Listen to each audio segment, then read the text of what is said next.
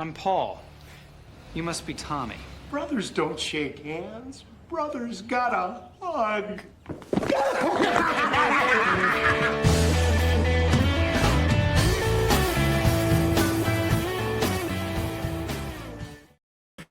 Well, hello everyone, and welcome back to Brotherly Banter. I'm Alex. And I'm Josh. And so glad to be back together, as always, here on the Brotherly Banter podcast. Thank you for listening. And if you're on YouTube, thank you for watching.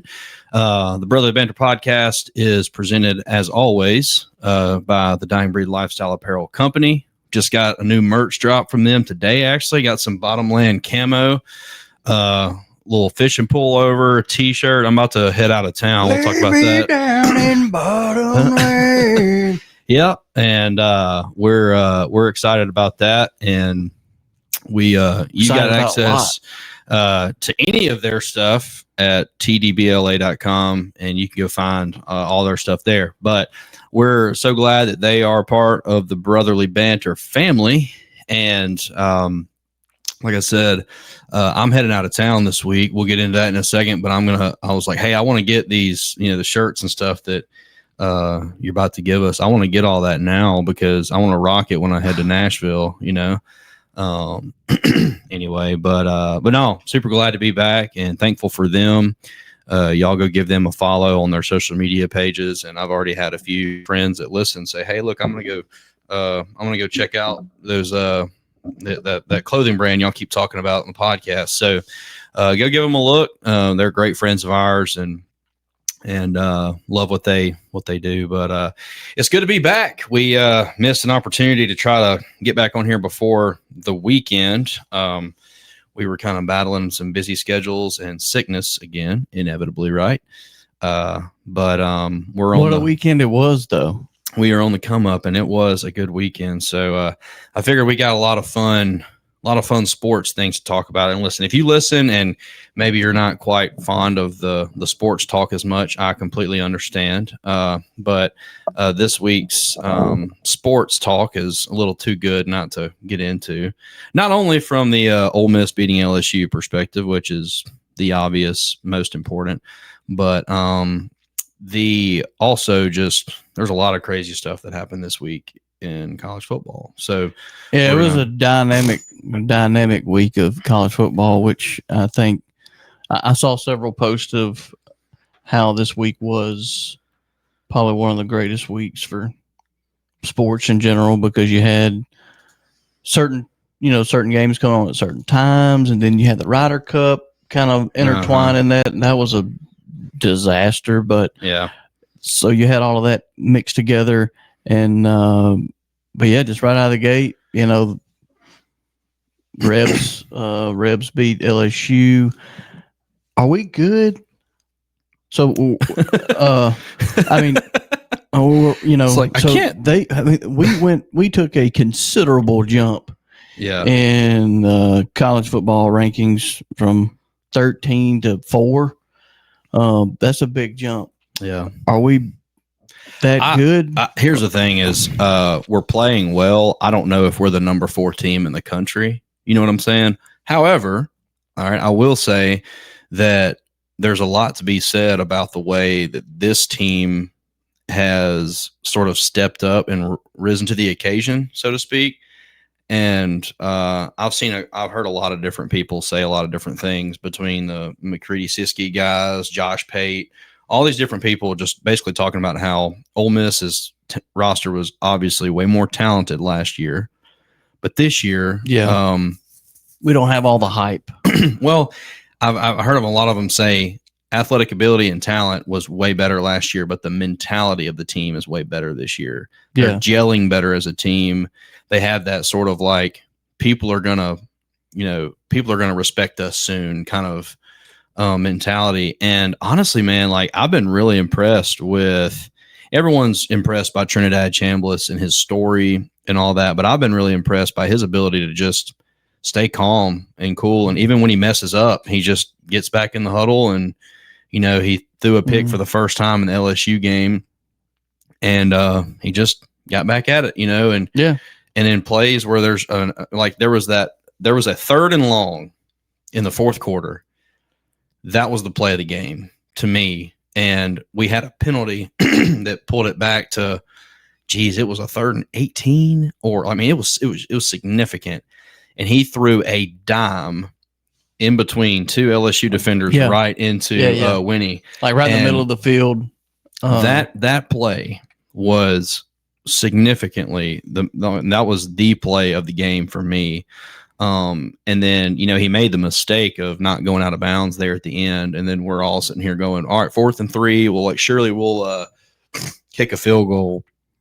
Right. And, finish this game off. And you go into, you're looking at that game and looking back now, it's like, okay, well, somebody came up to me, is like, hey, I can see the future. Ole Miss is going to have 15 penalties, and you're going to 110 yards, and you're going to fumble the ball on the 3-yard line for a touchback. Right.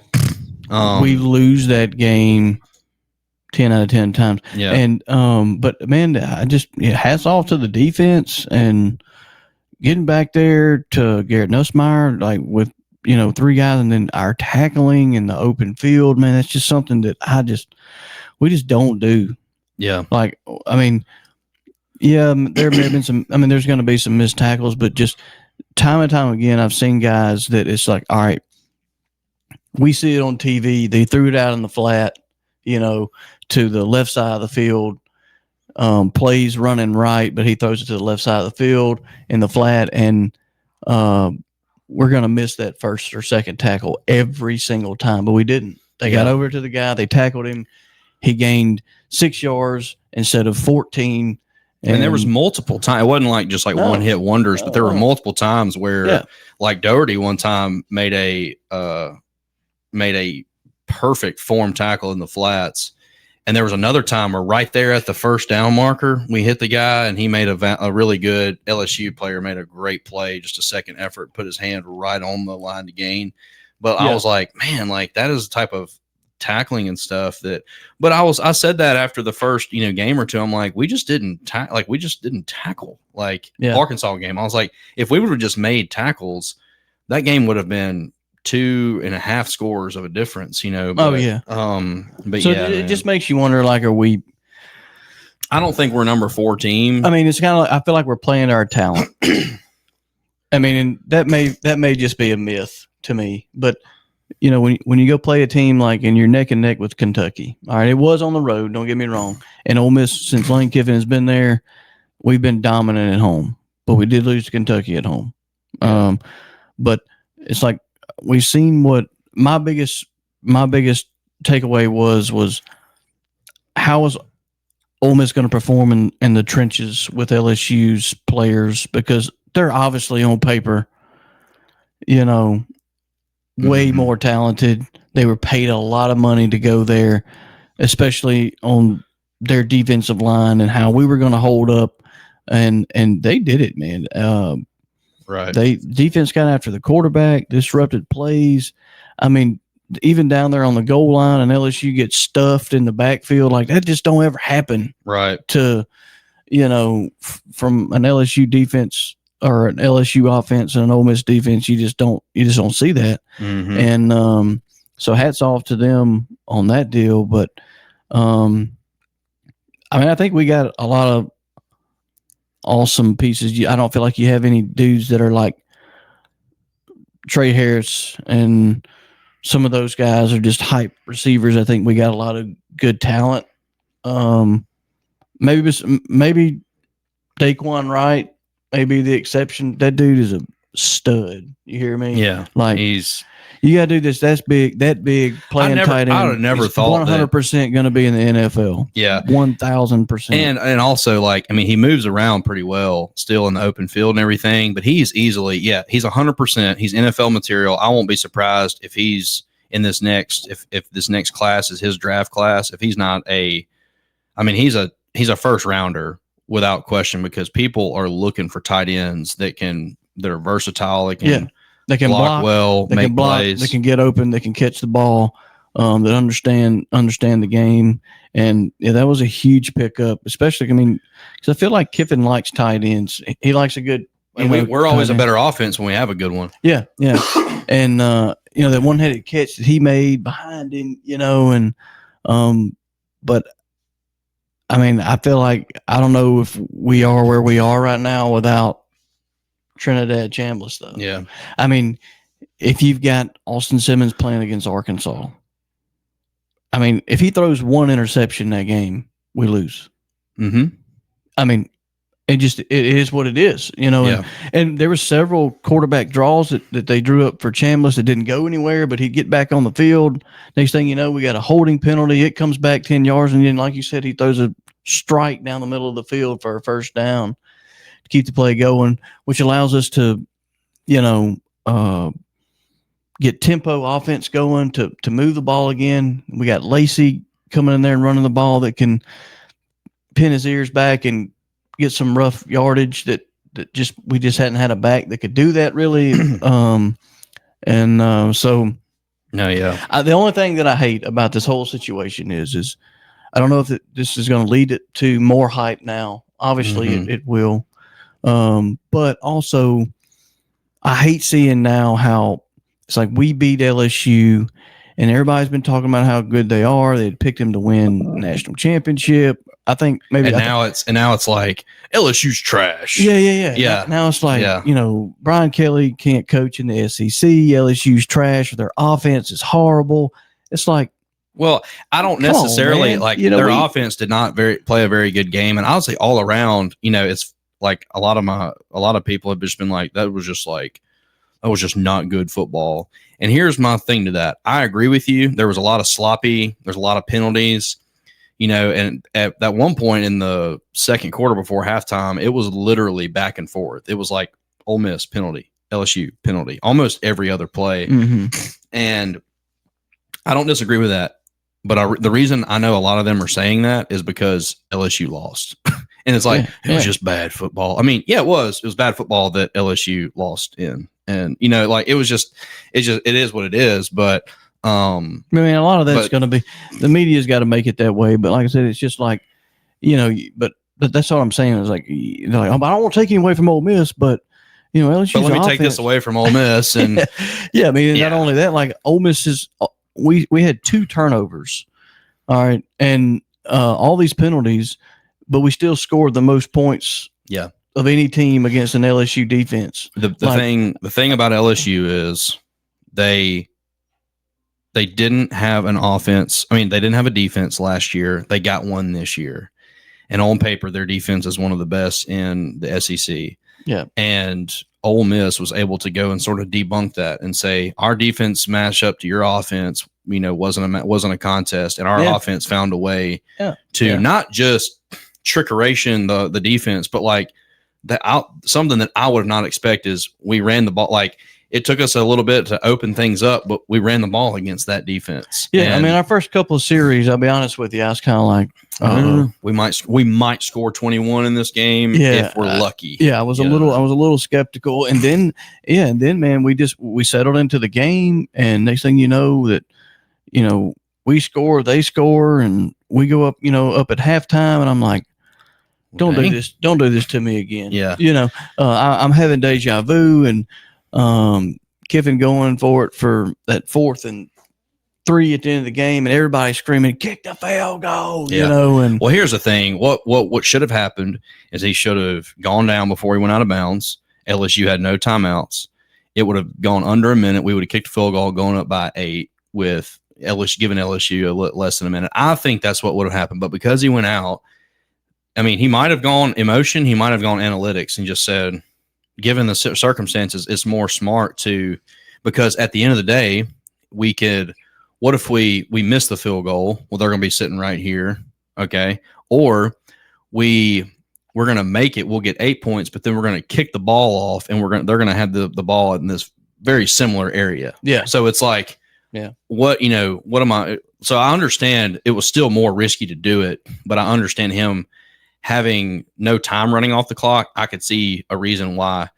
I honestly would have loved if he had not run out of bounds. Ole Miss had I think all 3 timeouts, he could have gone and pretended like he was going to run the play, and they would have probably predicted it. But you could have done a whole like a hard count kind of thing just to see what would happen. Don't call the timeout, put the field goal unit out there. But I mean, I love that play that he ran, and he did it earlier in the football game for a touchdown. May have been for Caden Lee, where he just, I don't know if it may not have been Caden Lee. I can't remember the actual. Yeah, no, that was Caden Lee. But it was just a little, he kind of just, a little 5-yard hide behind the defender and just cut out there, and he play fakes, rolls around, tosses the ball. It was a great play, great play calling by Charlie Weiss. But I just wanted to ask the question: are we good? Could we compete with Oregon?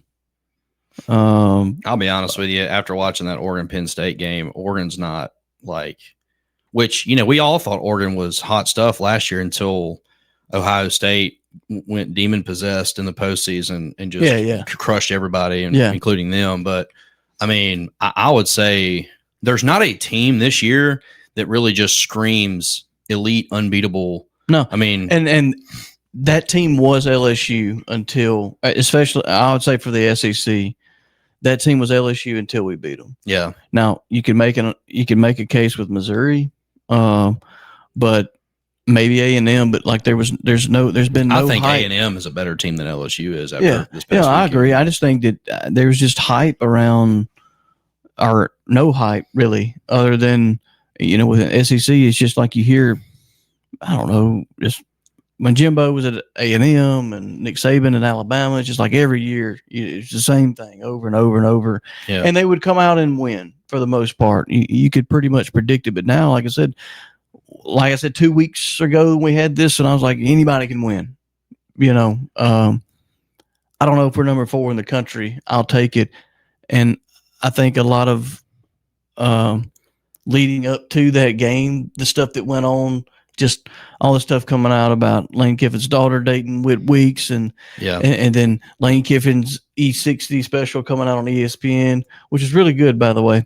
And then all of that happening, and then it's like we win. Whit Weeks is throwing up on the field, and Kiffin's tweeting him like, "Did we cover the over?" And they're like, "Why are you trying to catch your throw up?" And he's like, tempo. That's why. Yeah, I got that meme. I put that. I was like, that's so it was just that made social media. So this week. I'm just trying to take it in as an Ole Miss fan right now. I don't know how long this is going to last. Yeah. Well, I want to take a minute because it was incredible. Glad they're number 4. I think if we don't just obliterate ourselves this year, I think we'll end up in the top 10.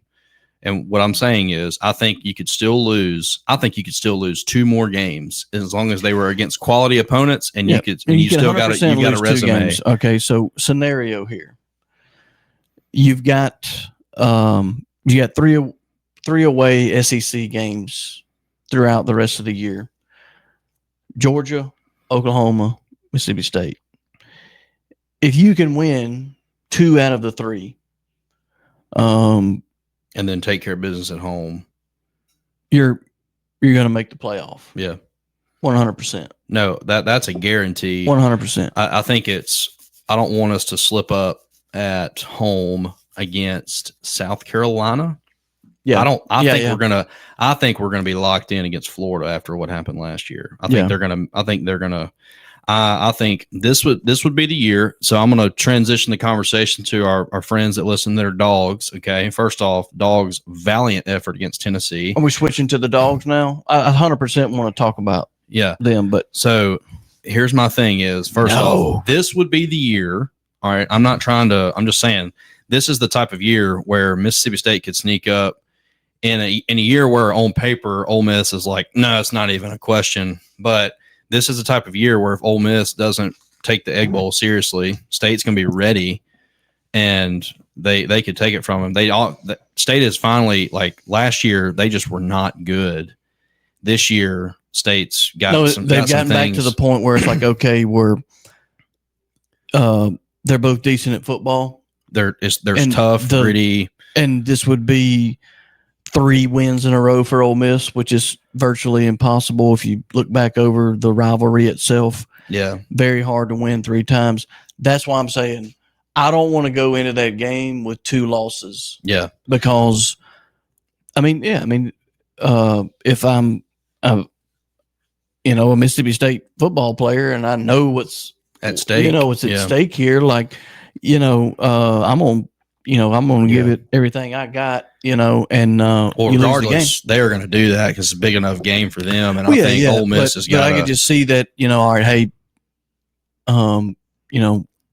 we're going to Liberty Bowl. I'm not saying you're going to go to a better bowl than that, but it's like, I know we're not going to the playoff here, but at the same time, I just knocked you off of it. Like, and if the roles were reversed, I'd be feeling the same way. If you're a true fan, Mississippi State fan and Ole Miss fan, you don't want to see neither one of them. So here's the thing. I was convinced. I thought Tennessee would win the game, but I knew that it was going to be particularly difficult. And I knew State was going to come. I thought the exact opposite. And I'll just come on here and be 100% honest. I don't know. For some reason, I just had a feeling that, I had it mainly because I thought Tennessee was going to come and underestimate Mississippi State. And I knew that State was going to be able to generate some offense against Tennessee. But Tennessee looked really good against Georgia. Yeah. And so I thought, man, if they can just how many hang, Tennessee fans were? There were so many there. I don't know how they broke in. That's crazy. But anyway, all that to say, Dogs played a great game, and honestly, I'm not surprised, but like at the way the game was going, by the time we got to the fourth quarter, I was surprised that they didn't pull it out. The way it was kind of things were just happening. They were making plays. They were figuring it out. But Tennessee had made mistakes. Mississippi State had made mistakes in the game, kind of evened itself out. So you got a pretty good, but if you're a State fan, you're going to win. I think you're going to win 7 games this year, 6. I think you're going to do what you did to Tennessee Saturday against another team, and you're going to come out with the win. I hope it's not against Ole Miss, but aside from that, all bets are off. I think there's just they're going to go into a game like Texas or somebody like that, and they're going to be like, hey, look, we're going to play these guys hard, and they're going to probably have a game where they just get waxed, and it's going to be disappointing. But if they can rally, all right, I think they're gonna put up a good rest of the season. Ole Miss, you just started to say it again. You started to say it a second ago, but you've got Georgia on the road, Oklahoma on the road. Georgia can't seem to get over the Bama bug, so they took one. They took one to Bama, and honestly, again, Georgia is really good, and Georgia comes into Starkville this year. Georgia's really good, but listen, they're more beatable. I think they're more beatable than they were last year. Now, well, does that mean we or anybody's going to take care of business? No, because Kirby's a great coach, and he's going to know how to do what he needs to do to win. But all I'm saying is, I'll tell you what Kirby's going to do. And like Mississippi State has, they have made their living on the deep ball this year. You can't tell me they haven't. Kirby Smart is going to eliminate that. Beat me up front. That's right. Yeah. And Blake Shapen is a runner. He can, but he ain't built to do that. So, if you're, I don't say they're not really one dimensional on offense, but when you're really, really, really good at throwing the deep ball, it certainly helps. Yeah. And so I think he's going to eliminate that. But I mean, State, I'd be curious to see, because like I said, they've got next. I mean, they play Texas A&M on the road next week. Then they got Florida, at Arkansas, at Missouri. So you're looking at, okay. I think you can take one away from Arkansas, and honestly, man, I think they can take one away from Florida. Yeah. And so I think they're gonna figure it out and win a few more. But I just wanted to show our dog fans here some love. They played great, and it was a great game. And like I said, I was wrong. in my mentality when you're talking about that, Tennessee was going to underestimate the game. Like I thought that Mississippi State was going to get humbled. As a matter of fact, I made the comment that I think both teams might get humbled, meaning State and Ole Miss get humbled this week. Yeah. I thought they were going to get humbled this week just from, all right, well, we got a win over Arizona State at home and, early in the season, that sort of thing. And, but then they beat Arizona State, but they beat them on a deep ball pass right at the end of the game to beat them at night at home. I thought that it was going to be a humbling game for them, and I was wrong. And speaking of being humbled, they played some ball. Florida State got humbled by Virginia. Sure did. Florida State got all kinds of, and rightfully so, a lot of praise after they beat Alabama and beat them soundly. And again, similar thing to what you were talking about with the LSU deal. It was all about like how Bama this, Bama that. They get beat by Florida State, and it was like Alabama was not very impressive up front, and they didn't do this, and they didn't do this. Like, man, sometimes you're good and someone's better and they beat you, like, I don't know. Anyway. Yeah. But Virginia showed up, played their tail off, beat Mike Norvell, and I don't think it's like the end of Florida State or anything, but it just shows you how nuts college football is right now. Yeah. And that every week it's a completely new week. But Alabama beats Georgia. That was a great game. That was a really good football. Yeah.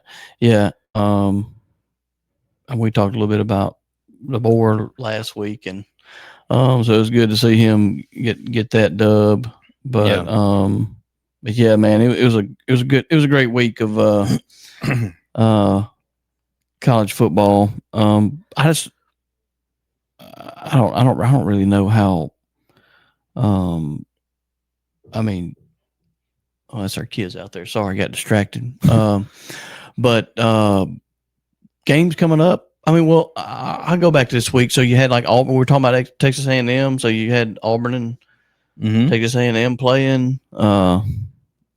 Yeah, I didn't really watch that game, but for most people, I saw bits and pieces of it. Texas A&M wins the game, but it was just it was kind of one of those just like Tyler Siskey. I heard on his podcast say it was like having that scary movie where they like sit there and they make you like they hold your eyes open, like make you. He was like, I couldn't stop watching it, but that's what it felt like. You know? Exactly. It was not a fun game to watch. I think it was like 16-10 or something, and which I don't know. I don't know what's going to happen to Hugh. Yeah. But I don't know. But some, I think we got some pretty good games coming up. Week 6. Is that what we are now? Week 6 college football? Yeah, I believe it is. It is week 6. The Rebs are on a bye. No. Yes. I think yes. I think the game day's going to the Vanderbilt Alabama game. Nice. Rematch. The rematch. Vanderbilt is ranked 16th. Pavia is like in the country. I'm excited to excited to go to Tuscaloosa. He said it. Yeah. Vanderbilt is 16th in the country. Man. Going on the road to Alabama. Who'd have thunk? Holy crap. So I think game day is going to that game. What a do you think Kalen DeBoer has circled this one on the calendar? Man. I'm a little disappointed that there was no SEC Nation or game day in Oxford this past week. But I guess game day I could see it not being a thing. But I think for SEC Nation, I think they went to Bama, Georgia, which I get, but I feel like there was a lot more chatter about the Ole Miss LSU matchup, given the circumstances, the whole Trinidad Chambliss thing, the LSU supposed to prove themselves thing. But anyway, but there are some good matchups. I'll tell you a good one next weekend, and I just looked up the games, but so Miami and Florida State play. Oh, that will be a good one. At Florida State. I'm going to go ahead and scream upset in that game. Upset as in? Florida State beats Miami. Oh. So now, you got Miami is 3 in the country. Yeah. The Rebs are 4. Idle this week. They get beat by Florida State. What happens now? I don't know, man. We'll see. I think it depends on who 5, 6, and 7 are and who they end up. It's gonna be interesting. Who they end up playing. But anyway, well, hey, I don't want to finish sports without a little Jackson Dart shout out. NFL starter debut, killed it. Giants got the dub. Him and Cam Scattaboo, the deadly duo of white boys on a rampage. But anyway, it was a good game. That Cam Scattaboo guy, that kid is nuts, man. Yeah, I'm talking about like he would probably like, hey, sign my shirt, and he would do it like all caps. Yeah, Cam Scat and underline it in crayon. Like, have you seen him like shake his head? Like he's got like this twitch where he shakes. Yeah, he's shaking his head. I think CTE has Cam Scattaboo, but yeah. So yeah, that was good to see, man, and you could tell that the Giants fans wanted that, and he got this big standing ovation and stuff when he came out on the field, and he was first game starting, and the Chargers are a good team, man. I'm surprised that.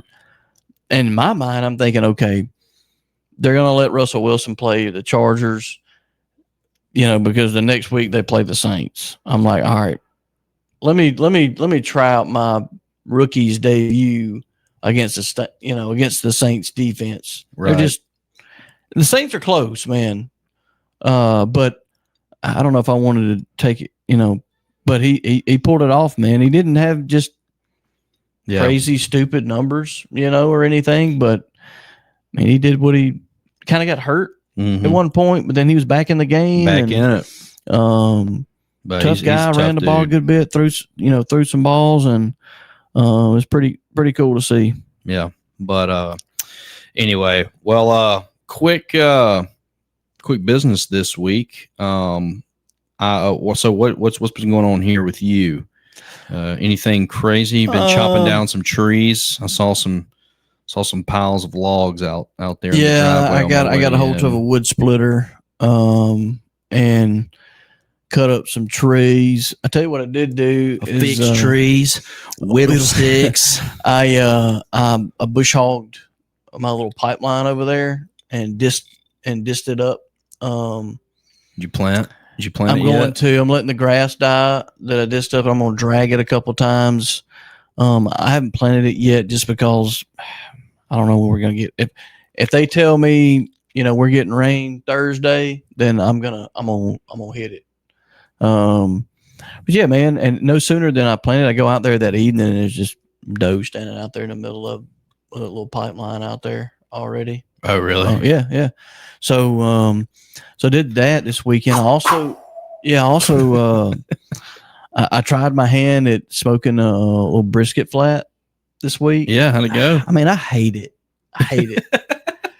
Not really. And Chelsea will probably scold me after she hears this, but because she raved about how good it was. Her mother-in-law came and had some. She talked about how she'd hardly ever eats brisket, but it was the most tender brisket she had.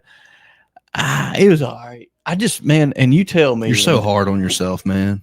No, and you people that smoke meat, my mentality was, so I put it on at about 10:30 Friday night, and I just had it at like 190 temperature. And I got up about 6, and it was, right at 160. So I went ahead and wrapped it up. And man, I don't know if I did it too early or what in the stall. But dude, it got to like 180 internal and just sat there for 3 hours. Interesting.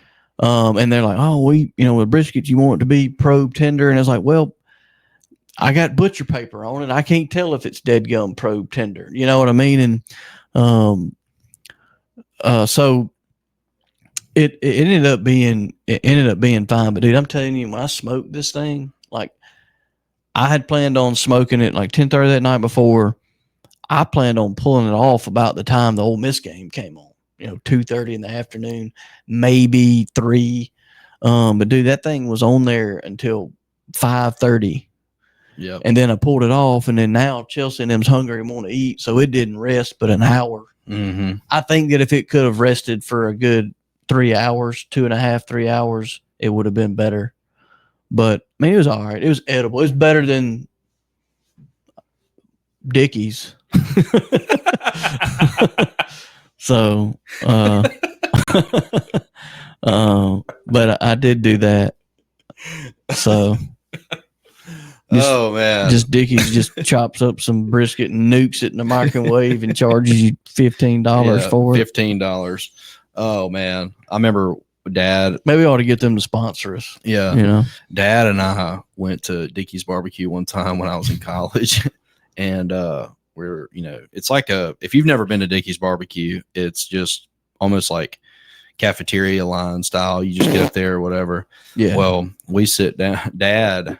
So they have a baked You were potato. desperate for some barbecue if Yeah. you go up in there. Dad was looking for the baked potato casserole they have there, which is pretty good. Just like cheese and bacon, potatoes and stuff. Well, he just looking at their menu orders potato salad, not thinking that that's what that was. And they put potato salad on his plate, and he's like, he kind of sees, and he's just like, oh, whatever, I'll just eat. But I like potato salad, mustard based. And anyway, we sit down, and he just Dad's face is just like, and I was just like, what is the problem? And he was like, man, it's just freaking Cisco potato salad. He was so mad that he didn't have the potato salad that he wanted. Yeah, they're spoiled back home. Sonny's barbecue. Yeah. So, so him going to Dickie's, that was a step down, big time for that. I leave. This is by the time this will be in listeners' ears, I'll be either there or on my way to Nashville. Going to go honky tonkin'? Yeah, we'll say we're going to a conference. My whole church staff and I have been praying about sneaking off into a karaoke bar myself. I got a strong back. I've been thinking. I think Austin by Blake Shelton is probably my number one choice. I was saying because you got if you walked into a karaoke bar, what's the song you're singing when you go in there? All right, here. You stole my thunder a little bit. I had this idea on the way here. Sorry. I was like, I think this is a good banter box for this week. Okay. All right. So I'll hold off. But here's the thing. But no, I'm saying it to lead into it. So banter box this week, for all our listeners, whether it's something we prompt you before the episode or during the episode, we'll post it later. Banter box. Give us your thoughts. But our banter box every week's provided by our dentist at Northside Dental Group, Lakeland Family Dental. Our friend Dr. David Henry. Shout out to Dr. Henry. Put a crown. D-Hen. The D-Hen.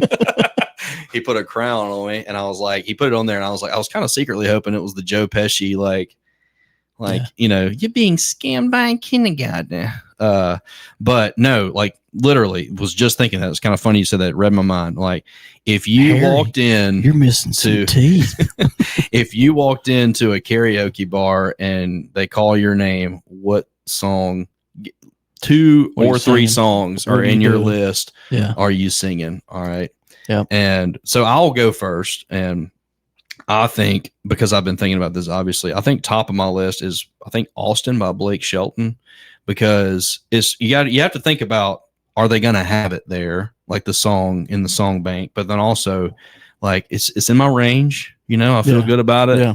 And it gives me the opportunity to be a great storyteller. Well, here's the other thing is so if you're running the karaoke bar and you're the karaoke guy, I guess you're just kind of just happy that people or show up. But there's a karaoke bar in Nashville, and it's called Miss Kelly's. Yes, that's what we've. And you go up there to old boy and be like, "Hey, I want to sing." It's 3 hours. Yeah, I want to sing Austin. He's like, "Man, you ain't fixing to sing that. You ain't fixing to sing that sad stuff up in here." I'm like, "All right." Yeah. So you kind of have to keep the crowd into it as well. So that's something to think of. But yeah, I'd love to hear everyone's take. I think, go to Fishing in the Dark, Nitty Gritty Dirt Band. That's in my top. I think you can ranks. sing that one. I did that one time. Coming up tonight. I did that one time at a the last time. It wasn't the last time I went to Nashville and saw a game. Maybe it was, but it was when I think James Franklin was still there. Maybe in his last year, and like we were like losing the whole game. And then is it Jeff Scott like just took it to the house right there at the end, and me, Will, our cousin Will, and Murph stayed at a hotel together. I think this is that same. I may have been getting mixed it up, but I sang Nitty Gritty. I sang that song at Miss Kelly's, and it was like after screaming the whole game, and it was you and me go. Yeah. So that's been a long time ago. But you tell us if you had to go walk into I think karaoke. the big thing now, and before everybody says it, it can't be. You got to give me another one besides. Oh, crud! What's the guy? What Tennessee whiskey. Oh, I feel like that's everybody's go-to now. Chris Stapleton. Yeah, it's trying to sing like, all right, well, you like hearing people sing it, but I'm talking about you go sing Tennessee whiskey. Yeah. But I feel like that's a popular one. Yeah. It kind of keep not super high, but it kind of keeps the crowd into it. But that's right. You can't pick that one. Get me high. Yeah.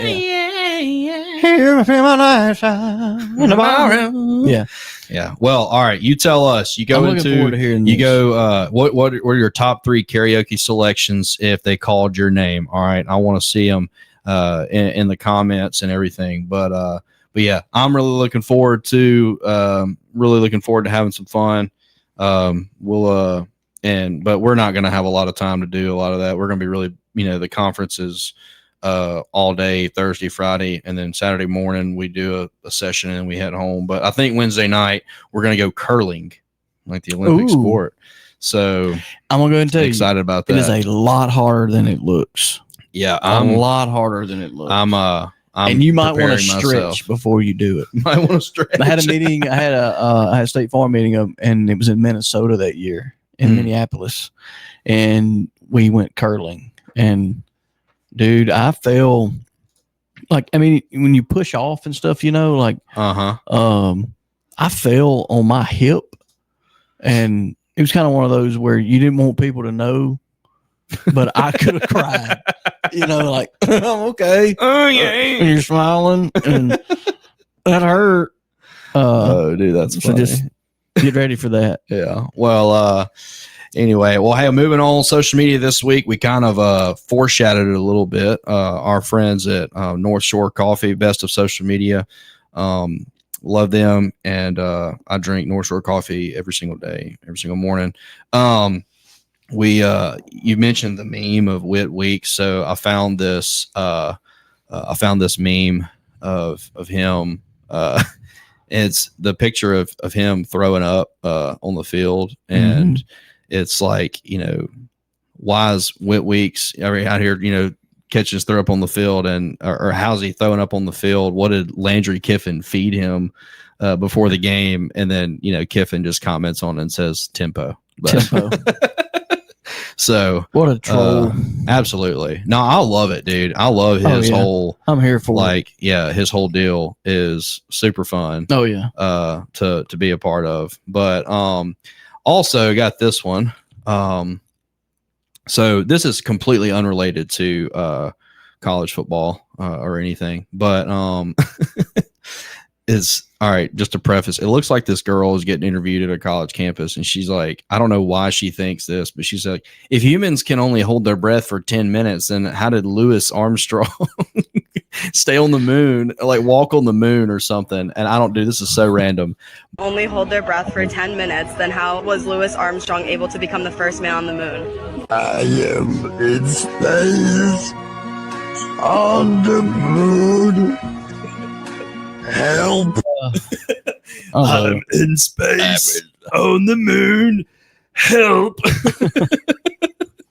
So The completely internet. random The and had nothing to internet. do with anybody. But anyway, I thought that was funny. But anyway, man, it has been it was a great weekend, and it's been good to catch back up. But I want to give a shout out if you're streaming on YouTube. First off, thank you. And if you're not, subscribe to our YouTube page. Our stream is brought to us by our friends at Gray Point Properties, Trevor Williams, brokerage, his own brokerage, and he's a good friend of mine. He does all of my real estate and anything commercial, property management, residential. He's your guy. But thank you guys for tuning in. And I figured, we might be due for some special outro music since, we took down the Tigers this weekend. But anyway, y'all have a great rest of your week. Be sure to tune in to all of the good college football matchups this weekend. And I'll keep everybody updated. This will be a good I was just about to one say, this might be a good karaoke. Yeah. But anyway, until next time, I'm Alex. And I'm Josh. And we'll see you later. See you. A replay of last night's events roll through my mind, except a scene or two erased by sweet red wine. And I see a truck stop sign ahead, so I change lanes. I need a cup of coffee and a couple dollars change. Call a Baton Rouge.